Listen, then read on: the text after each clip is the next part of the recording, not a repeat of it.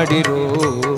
ರಾಮನಾಮ ಪಾಯಸಕ್ಕೆ ಕೃಷ್ಣನಾಮ ಸಕ್ಕರೆ, ವಿಠಲನಾಮ ತುಪ್ಪವ ಬೆರೆಸಿ ಬಾಯಿ ಚಪ್ಪರಿಸಿರೋ, ಬಾಯಿ ಚಪ್ಪರಿಸಿರೋ.